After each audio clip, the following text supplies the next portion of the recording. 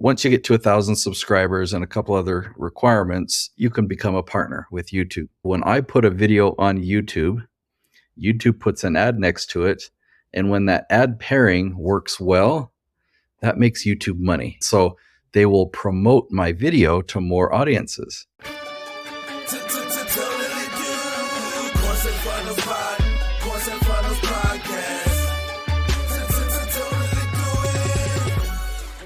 Hey guys, welcome back to the podcast. Here we got a very special guest, Nate Woodbury from Be the Hero Studios. He's an absolute beast when it comes to lead gen and selling info products and coaching programs through YouTube ads, which is a huge opportunity for everybody. So we're going to be diving into all things YouTube, all things scaling. And I'm super excited to have you on, Nate. So welcome to the podcast, man. Yeah, thanks for having me. I'm an open book today. Great. Well, I guess let's start. Tell us, a little bit about yourself and your journey. Obviously, you're running Be the Hero Studios, which is, an awesome kind of YouTube ads agency. But tell us around the journey, what you've been doing over the last few years and kind of what the main business looks like right now.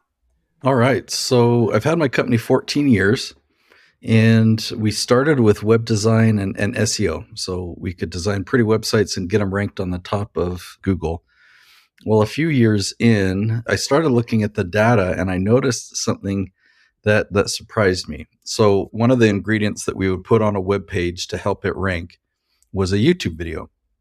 And what I noticed was a YouTube video over on YouTube was getting 50 times more views than this page ranking number one on Google. And that really surprised me. And it was a lot of work to get that page ranking on Google. So it was like shocking to think that this just one piece of it could perform better. And so I dug into it more and saw, the same thing repeated. And so over the next couple of years, I kind of pivoted my business. I phased out my web design and SEO services and really focused on what I'd found here in YouTube. So for the last decade, that's where my focus has been, is really helping people leverage YouTube. Now, you mentioned, right in the beginning here, YouTube ads. So I actually don't do ads. Everything that I do is organic. So it's building a real significant following on YouTube for people that are experts. And this formula works really, really well to really leverage YouTube search, because people are searching for you. And this pulls them in, people that have never heard of you before, but are searching for your expertise. So now they can find you, see you as the hero, subscribe, join your email list, and become leads. So that's what I do. Love it. And tell us kind of around the main personal brands or niches in terms of like clients that you guys are working with at the moment. Yeah, so I've done a lot of work in the real estate investing space. So starting with somebody like Chris Crone, started that channel from scratch, and it's now approaching 1 million subscribers. Noelle Randall, she's around 700,000 subscribers. And I can even give you more details on her channel. In the last year, just from lead generation from YouTube, she's brought in about $6 million in business revenue. And I've got many channels that are at that level, or many six figure, but a handful of 7 figures and a couple of them approaching 8 figures per year just from YouTube leads. So that's on the real estate side. You can check out a channel called Teaching Self-Government. It's a parenting channel. Very, very successful channel in the parenting space, how to get your kids to listen without yelling and content like that. I've got kind of everything in between, from acting and public speaking to fitness, nutrition. So the strategy that I help people with and focusing on search like this is really, really good for businesses whose service or their coaching or their courses are really built around their expertise. Like they've really figured something out and now they can teach other people how to do it. Because we know that people do Google searches all the time and YouTube searches all the time for tutorials and how-tos. So we're just really leveraging that amount of search volume out there. We can do keyword research to find what are the questions people are asking that match my expertise. And now we know what to make your episodes about. Yeah. I love it. And, you've already given a ton of reasons, but before we go kind of, into the tactical side of kind of what this process looks like and what you're doing for your clients, I guess, why is YouTube, the kind of the opportunity right now? Like if someone's having an online course or maybe a high ticket coaching program, and there's, TikTok or LinkedIn and all these other channels, from your perspective, I guess, why is YouTube, the channel, coming into to 2024 and beyond? There are three main reasons that YouTube stands above all other platforms, any other video or social platform, because all other platforms do have strengths. LinkedIn is a great place for lead gen, but if you look at these three things, one that I've already mentioned is search. If you look at the search engine on LinkedIn, it's quite pitiful. It does work for some applications. Like, I have a filming team here in Utah, where I'm located now, and I have a filming team in Florida. And just recently, I needed to find some more videographers in Florida.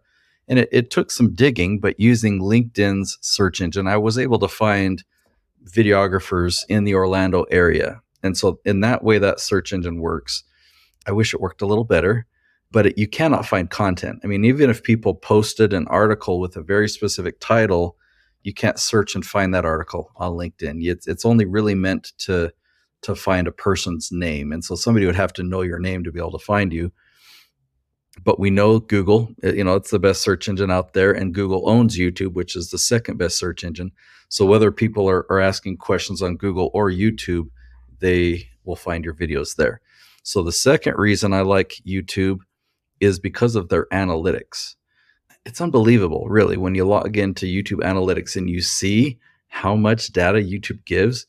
You can break down a video, second by second, and look at the attention that your audience has, and when you lose people, or when they rewind, and things that they're interested in. So you can just, by posting one video, you can go back and learn so much about your audience. And you got to obviously learn about the demographics. You can compare one video to another, or groups of videos to another group of videos, just to really see what type of content performs best and what you can learn from. And when one video tends to really take off and get a lot of suggested traffic from YouTube, YouTube tells you that information really quickly, so you can really capitalize on that and leverage that. And then the third advantage that YouTube has, I call YouTube promotion, and it's linked to their partner program. So most YouTubers, they do YouTube because they want to make ad revenue. And for me, that's icing on the cake. We can make way more business revenue, and then the ad revenue is just the icing on the cake. But with their partner program, there's some advantages there. So once you get to 1,000 subscribers and a couple other requirements, you can become a partner with YouTube. And essentially what that means is, when advertisers pay YouTube to show ads, and ads are shown next to your videos, YouTube actually pays you 55% of that ad spend. Well, look at it from another perspective. When I put a video on YouTube, YouTube puts an ad next to it. And when that ad pairing works well, that makes YouTube money. YouTube will then want to pair that ad with that video more and more often. So they will promote my video to more audiences, because the more views this video gets, therefore the more ads are The more shown. ads are going to spend. Damn. Exactly. Okay. So I might have a video, and with my search strategy, I'll start getting hundreds of views per month, sometimes thousands of views per month on a video, where over a couple of years, it might amount to 10,000 or 30,000 views on a video. But when YouTube gets behind it and wants to promote that video, I mean, that's when you get into the millions of views. So you don't have a promotion engine like that on a platform like Facebook or TikTok. Now, don't get me wrong, TikTok is a place to get a lot of views. YouTube Shorts is the YouTube equivalent, right? So you can get a lot more views. You can have the opportunity of going a lot more viral. But with longer form content, and for search content, and when your goal is lead gen, we just found YouTube videos, not shorts, but YouTube videos, full episodes that can take advantage of search is the best formula for lead gen. So Yeah, love that. That's amazing. Well, I want to dive, straight into the tactical stuff, because you guys have, so much kind of data, so much experience on different niches, like you said. Let's say, I'm a course creator, and I have some kind of online course, whether it's, a few $100s, maybe some kind of high ticket coaching program. And, I have no audience. I have no I have nothing really, just a product. I guess in terms of your process and what you're doing for clients, I'm keen to kind of walk through that, step by step, all the way to starting and growing a channel. So kind of, if I have nothing and I'm starting from zero, what is the first step in terms of approaching YouTube that you would look to do? So there are two things that you need to build in order for this to work. The one thing, or the one side, is the YouTube side, and that's where I can really answer your questions and go into specifics. The other side is the business, and really refining your sales process, your funnel, your fulfillment. And so the best clients that I have, or I would say the clients that are successful the quickest, they already have a business and they already have an optimized funnel. So Noelle Randall, that I mentioned, she teaches people how to invest in Airbnb real estate. Well, prior to working with me, she had paid for Facebook ads, and that's where she was generating her leads. And in the previous year, she had generated seven figures in her business, so just an even $1 million in her business. And then she found out about me and my YouTube strategy. And so she started applying that. Within 3.5 months, she turned off her Facebook ads because the YouTube leads were not higher in quantity Wow. yet, but they were higher in quality. Yeah. And so she was able to replace the Facebook ads and then continue to grow it from there. So keeping in mind that the business side is important. If you are starting brand new, then I would actually suggest you start a little bit more gradually on YouTube. Start launching just one episode per week. And as you're building those things, you're starting to generate leads, and you're having conversations with these leads, and you're able to make sales. Then over time, you'll naturally be able to scale up. Instead of just one episode a week, you can go to two, eventually five. Like I'm in my Utah studio house right now, and downstairs from where I am, there's a client filming right now. He flew in to Utah, I believe, from Phoenix area, and he's filming 20 episodes today. So Awesome. it's a 9 to 5 day, but it's a very efficient way to film a lot of content. We're answering these questions, and on his channel, we're launching 5 episodes a week. So he comes up here every 4 weeks to film. So let me share with you a formula, kind of with that context of there are two sides. The first ingredient is my leaf strategy. And so that's what you're probably going to have some questions about. I'll explain what my leaf strategy is, Cool. but let me give you the other 4 ingredients as well. So ingredient number 1 is the leaf strategy. Ingredient number 2 is the length of your videos. You want your videos to be about 10 to 12 minutes in length, and that's an average. So if you have an episode that's only 6 minutes long, I mean, if you've delivered really high value, and you basically 6 minutes does that topic justice, and that's fine, because you're going to have another episode that might be 15 minutes, and that's fine too. So we just kind of shoot for that average of 10 to 12 minutes. Ingredient number 3 is your retention, or your average view duration. So that's one of the stats that YouTube provides, and you can track it. You can compare videos to see which ones retain people's attention more, get them to watch longer in the video. Mhm. And so you can learn, because you want to have at least a 50% average retention rate. Some people are going to leave, they click on your video, and within 10 seconds, they're already gone. But other people are Wow. going to watch all the way to the end. And the more people you can keep their attention longer, the more likely YouTube is, or the algorithm is, to continue to promote your video to new audiences. The 4th ingredient is custom thumbnails.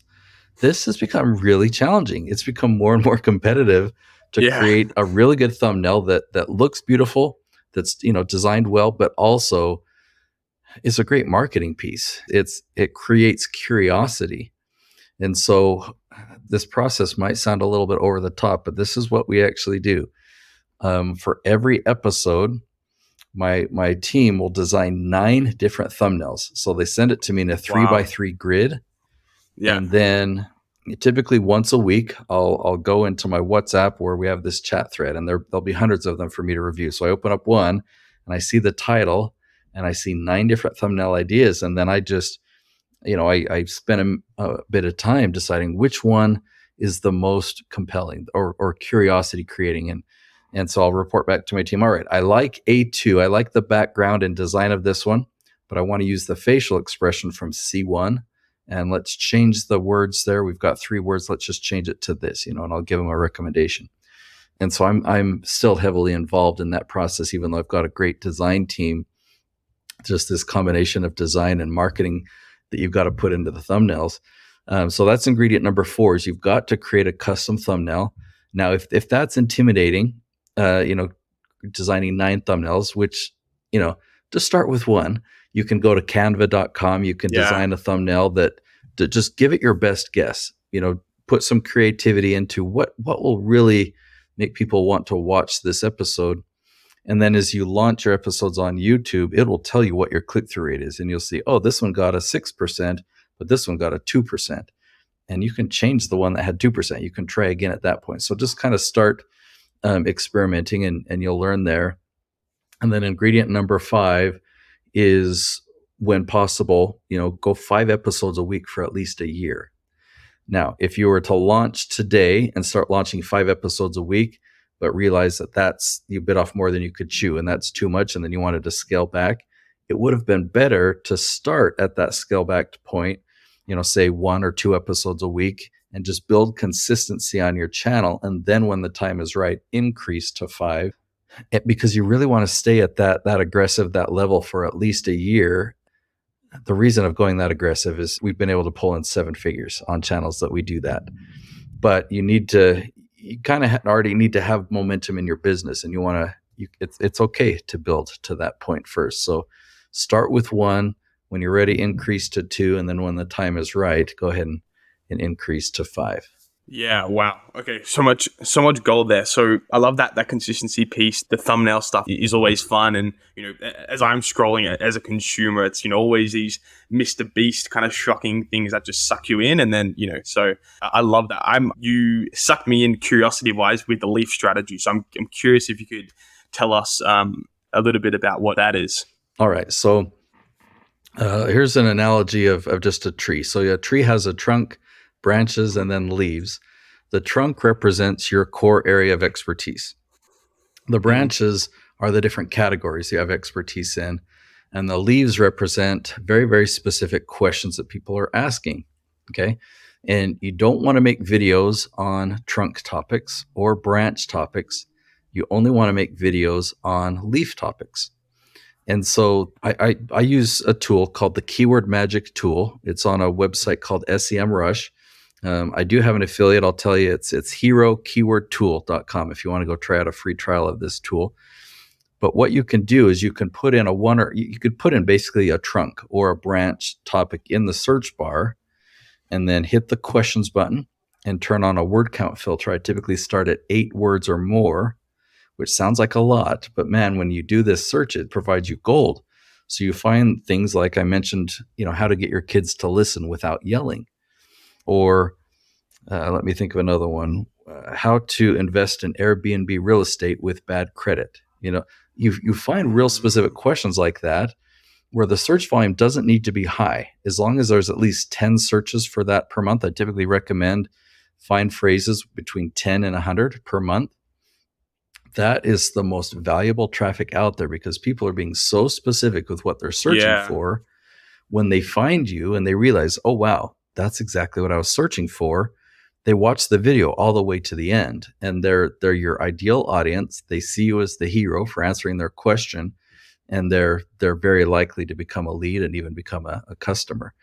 And here's the cool thing: when you post a video like that, in the world of Mr. Beast and creating viral type content, most of the views you get are in the short term. It's like you launch it, and that day, wow, it's going to get a ton of views. The next day, it's going to be a lot. Next day, it's going to be a lot, but it continues to decline.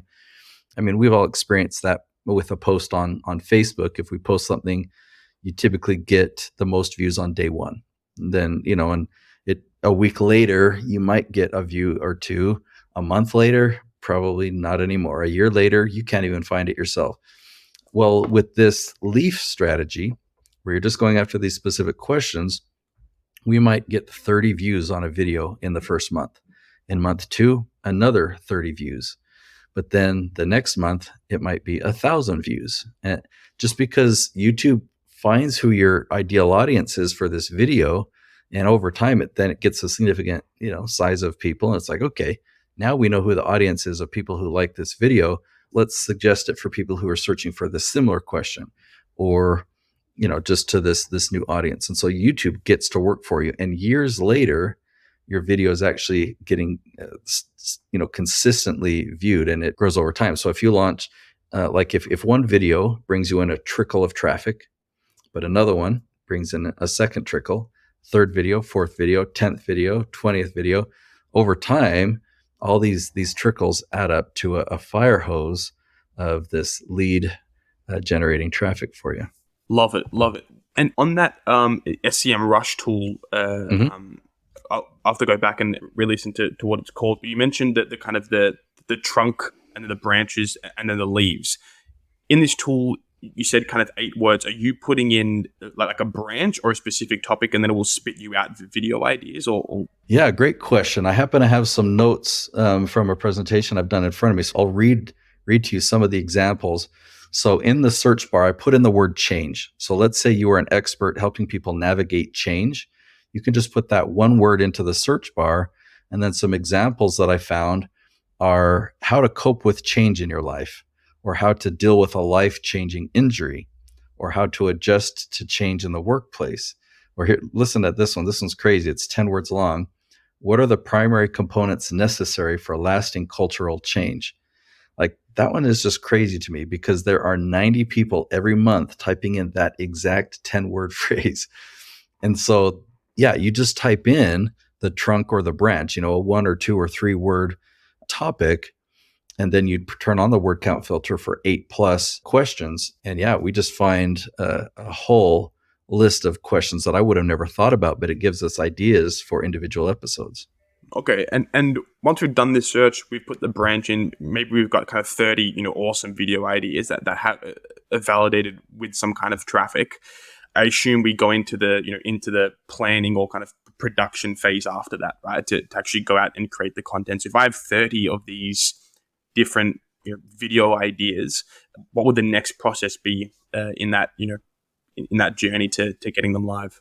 Well, let me just give you another example. And let's say the trunk of your tree was productivity.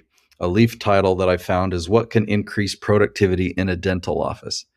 So instead of just saying, I want to make a video and teach people about productivity, I could probably talk for a week on that if that were my expertise, right? Or write a whole book on it. But if I do keyword research, now I know, okay, the title of my episode is what can increase productivity in a dental office. So then all I've got to do is, pull out a paper and pen, or pull out just a Word document, and just start outlining my talking points. So let's say, okay, productivity. I'm going to talk, and I'm just pretending here, I'm not a dentist, but, I'd be saying, okay, this is some things that the receptionist needs to do. These are some productivity tips for the dental hygienist, for the dentist, him or herself. Here's some things that we can do around the office. So I'm just going to outline like things that will jog my memory. If this is my expertise, I know exactly what advice they need. So instead of preparing a full 10-minute script that I'm going to read from a teleprompter, all I'm doing is writing down things that will jog my memory and kind of have a flow planned out that really makes sense and will provide the most value. So when it comes time to film, I pull out my notes. And I'm like, okay, episode 1. Yeah, I'm talking to dentists and their dental team here. Point number 1 was this. So then I look at the camera and I deliver point number 1. And I'm not worried about what I'm going to say next. I'm just focused on point number 1.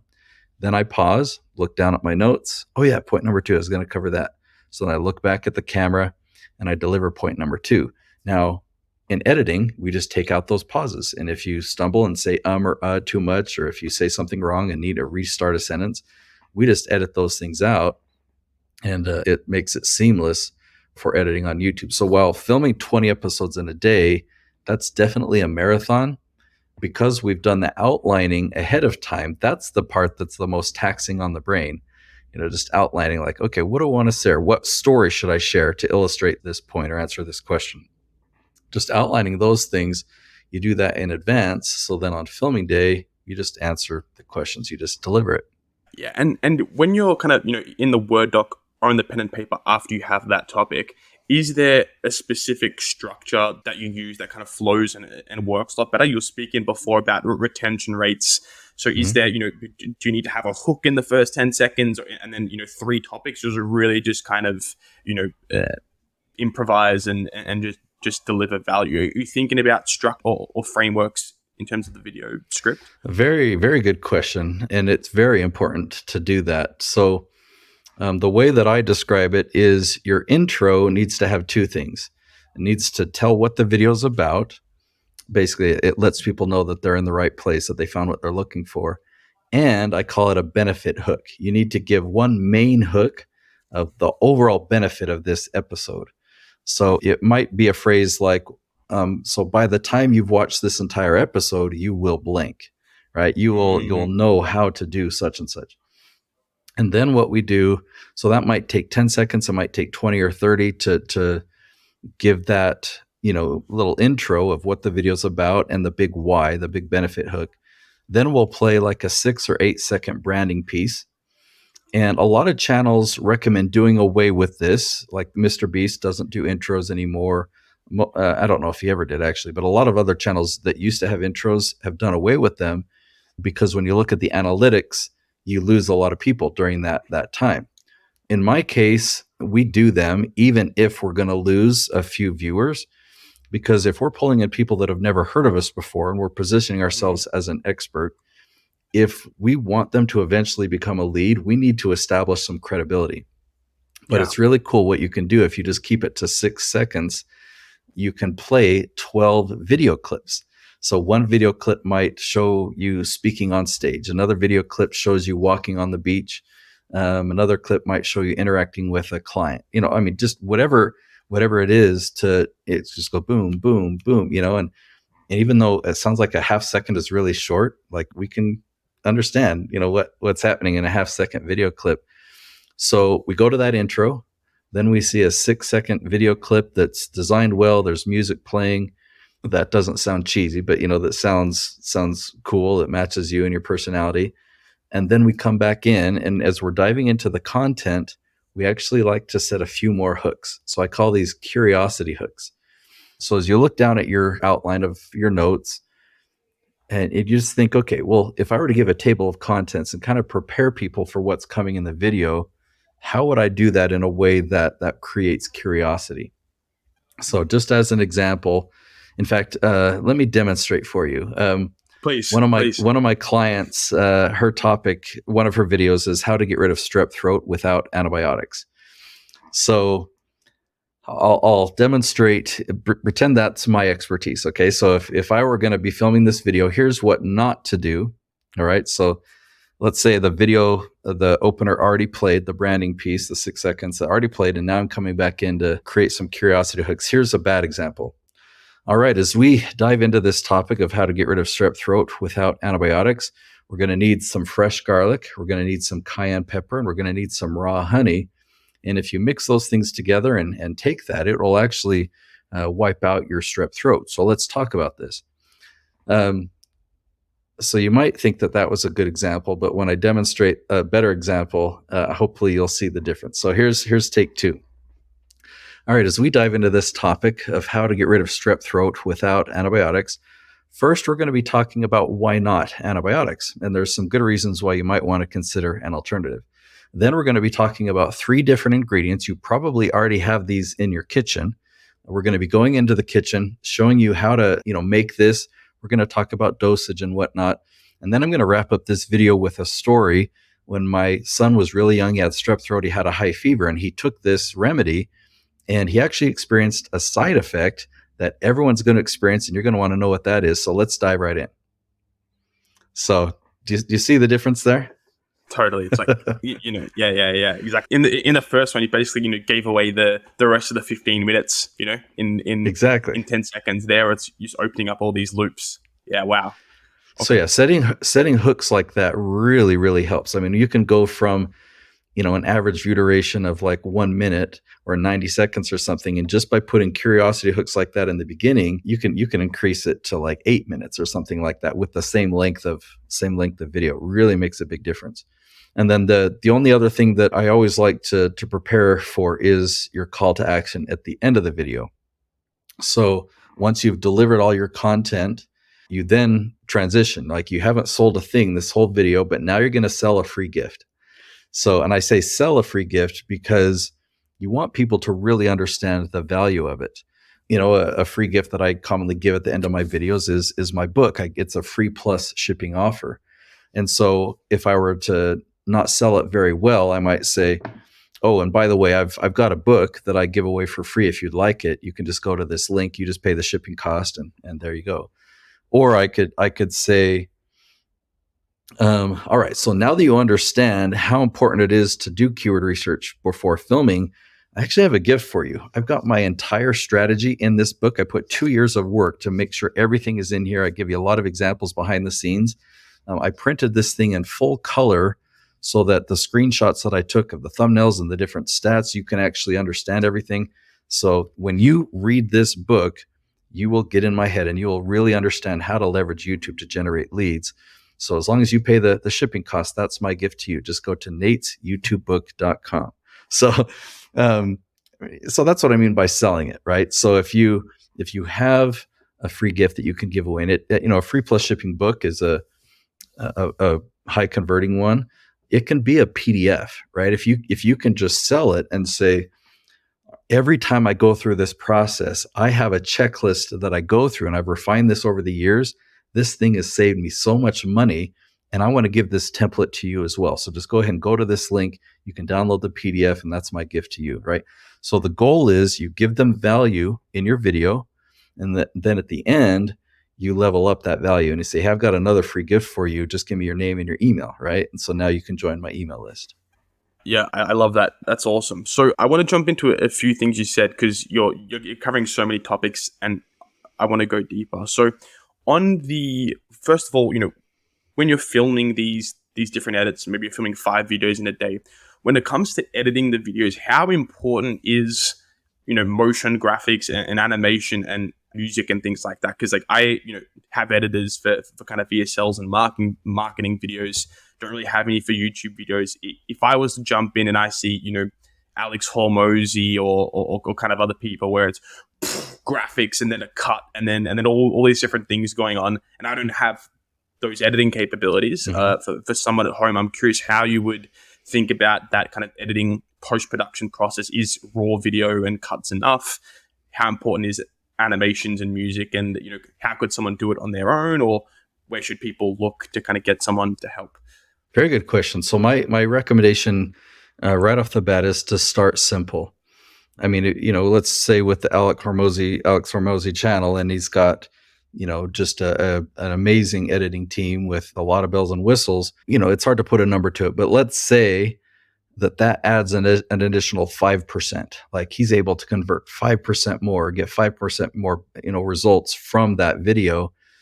If we are starting out and we don't have those resources, and we try, you can buy a video editing software that's got all the bells and whistles, but when you don't really know how to use it, it ends up looking more cheesy than professional. So I would say keep your transitions simple. Don't worry about an expensive camera. I mean, the cameras that come on our phones these days are amazing. And so start with your phone. What's going to make your video the most valuable is the content that you deliver. And let me just give you an example. So think of Will Smith. I like him, as an actor and whatnot. And we know that the stuff that he does in his movies is very high production, right? And he's got his own YouTube channel. I haven't visited it for a while, ever since that slap scandal he did. But I've seen some of his videos on his YouTube channel, and they've got some higher production stuff in there. But what if I had an acting question, and I went to Google or YouTube and I just typed in this question, whatever it was about acting or an acting career or whatnot, and I found a video of Will Smith, and it was just him in his home talking selfie style to his camera, to his phone, and he talked for 10 minutes, gave an answer to that question. Like, that video, without all the bells and whistles, but if somebody that really knew their stuff, that had been through the trenches, somebody that had real experience, would just answer my question for me, that's the type of video that's going to get the best results. And over time, if you then want to hire somebody to help you with the filming and hire somebody to help you with the editing and that knows more of the transitions and the special effects and putting text on the screen, yeah, maybe it will increase it by 5%, but it's better just to focus on the 95% that you can get without all that stuff anyway. Yeah, yeah, definitely. And also on the production side, one thing I'm curious about as well, because I'm in the process, especially after this call, it's like a lit a fire to start a YouTube channel, doing content, like this kind of question specific content is the thumbnail stuffs, right? You see the biggest Mm-hmm. guys online, and they have kind of reaction, Mm-hmm. faces like that, and it seems like it's done with a professional camera. So I'm curious, if someone was to approach a YouTube channel, how would you kind of set up this shoot, and what do you have your clients doing in terms of these kind of like thumbnail emotion shots? So I have when before the filming day, I have my clients submit their outlines to us.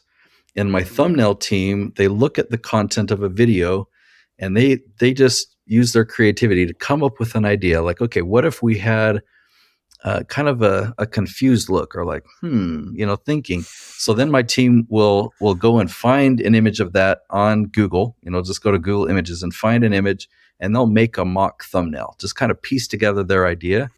So then when it comes time for filming, they can say, okay, make a confused face, maybe put your hand on your chin and turn your head a little bit, and then let's try another one, like put your hands on top of your head and Yeah. look like you're stressed Yeah. out. And Yeah. so I love emotions that look real, not over the top, because you can get really cheesy with the facial expressions. For sure. We're really good at the most subtle change in our facial expression. You can know, like, I'm kind of like really, I just raise my eyebrows and I don't have to like look like a clown or look, so it does take some thought. Like, okay, what if I'm talking about a real estate topic, about like what is the real estate market going to do in 2024? Let's say I find a leaf title around that, and my message is kind of like, we're in for some trouble. Then I'm gonna like, have a facial expression that shows some type of warning, like, I'm worried about this. So you just put some thought into that, instead of like, don't worry about looking like somebody else. If your personality isn't the Alex Hormozy or whatever, just be you, but show a little bit of emotion, and that will actually create curiosity. Like, oh, why is he stressed, or what's he excited about, or what is, that's just put some emotion into it. Put a few words that will add to that curiosity, like, dentists never tell you this, or something like that, and it can work.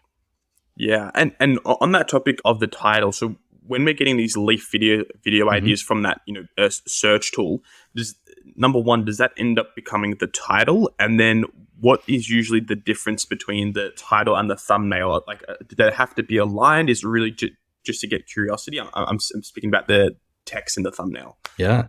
So great question. You bring up a good point, because a lot of people would put the same text as the video title and the text on their thumbnail. And that's a waste, because they're always shown together. So the first question is, yeah, that leaf title that you find, that does become the title of your video.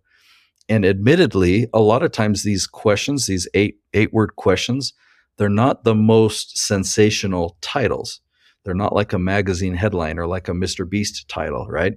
But what we can do is we can make up for that sensationalness in the thumbnail itself. Now, we don't need to be, over the top again, but if the title was how to increase productivity in a dental office, and then if I've got some like secret, and I put the words dentists never tell you this, that's going to invoke some curiosity. You're going to see the title and that thumbnail text together and think, oh, wow, this dentist has a secret of how to be more productive. And so, yeah, great question. Always add to the title with your thumbnail text. Yeah, yeah, awesome. In terms of, you mentioned a while ago shorts as well, and I'm curious how you incorporate shorts into your YouTube strategy. You're saying kind of, okay, like 12-minute videos, ideally 5 times a week, if not kind of 2 or 3 to, over a year. Do you film shorts? How do you kind of come up with a strategy for creating them and posting them, things like that? Yeah. So shorts definitely are popular, and TikTok are very, very popular. You can get a lot more views it's a lot harder to really build a relationship with people in a short video Mm-hmm. like that. And it's harder to convert views on shorts to subscribers or to give them a call to action. And the other disadvantage is you're not typically going to find shorts when you do a search. So for all of those reasons, and I've done a lot of experimenting, I don't focus on shorts.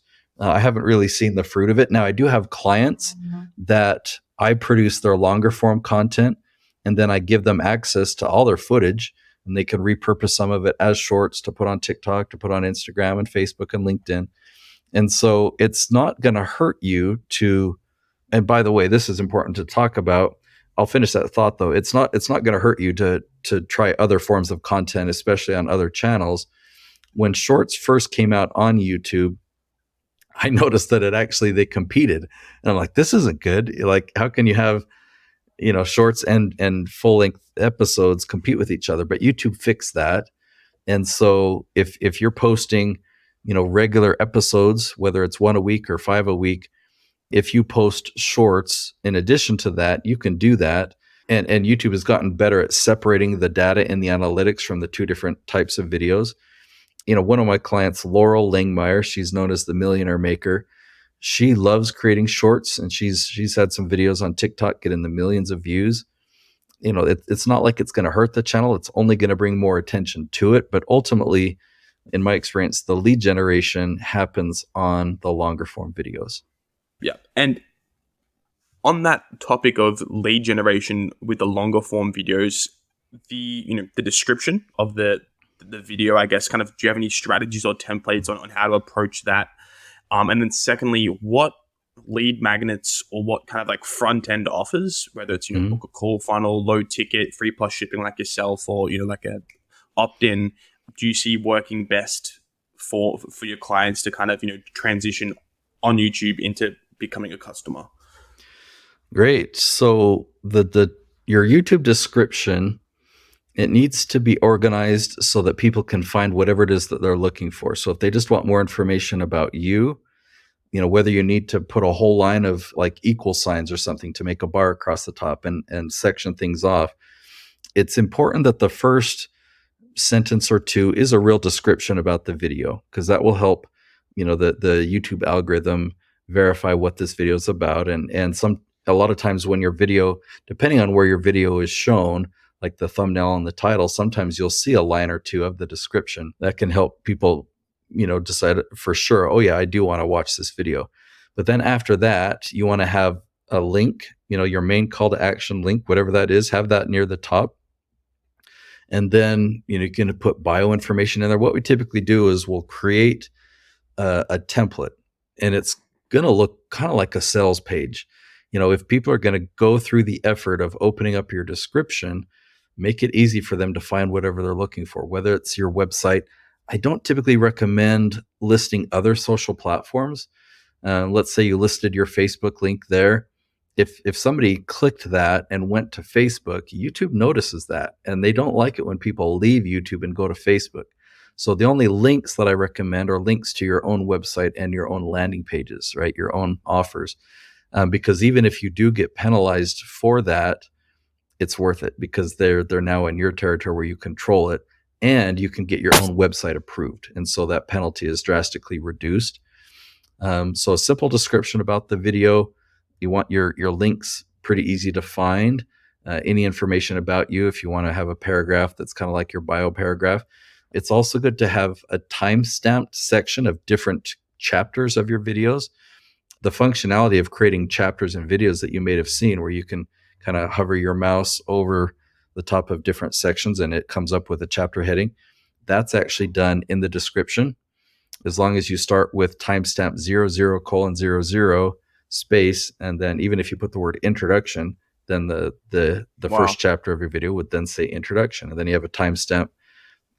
You can just list off all your timestamps, and that's what controls your timestamps, or your chapters, I should say. And you can put a few hashtags in there if you want. I've experimented a lot and I haven't really seen a whole lot of fruit from that, but we do them anyway because it can't hurt. So, and then the other, what was your second question? The second question was what the kind of like front end offer Yeah, the should lead be magnets. on that Yeah. landing page. Yeah. So, Free Plus Shipping book is a great one. It's been a great one for as long as I've known, at least a decade ago. That one's still going strong to offer a webinar. So, if you teach a concept for 10 minutes and then you let people know, hey, I'm going to do a deep dive on this for an hour, and you can ask me your questions live, sign up for this. So, that works well. You can have just a pre-recorded thing and just say, yeah, I've got a video training where I tell you the whole strategy. It's about an hour, 10 minutes long. And by the end of it, you're going to be able to blink. But again, it could be a PDF download, that as long as you can sell it and really paint the picture of the value of that gift, then you'll get people to opt in. Yeah, love it. Okay, man, there's so much stuff. I feel like I have 20 more questions. I'd be curious to hear, obviously, what you can share of some of your most successful clients or channels right now that you're managing that are just blowing up, and talk about kind of timelines and kind of view counts, and even if you can potentially revenue that is coming from YouTube. I'm really kind of keen to give people perspective about how huge this opportunity is. Sure. So, in the world of making money, such as investing or real estate, those channels tend to be very profitable pretty quickly. I mean, Noelle Randall was able to turn off her Facebook ads within just a few months. And again, she already had a working funnel. Doug Andrew, he's a guy in the insurance financial space. Stan, the annuity man, all he talks about is annuities. So in one sense, it's a really narrow niche, but he gets views from retired people. So yes, retired people are on YouTube. They're watching his videos about annuities, and he told me one story. A guy called him up and says, "Stan, I've got $20 million, and I've watched all your videos, and I want to put my money in annuities." Now, Stan actually talked him out of it. He found out what his goals were, and so they ended up putting $4 million into annuities, put some in money markets and stuff, so he had more liquidity. So anything like that in the make money or what to do with money space, lots of advertisers in that space. So YouTube really likes to promote ads alongside your videos. Now, in the parenting space, I picked that one because it's kind of on the opposite end of the spectrum. And it's funny, a lot of parents want to be better parents, but they don't really want to spend money on it.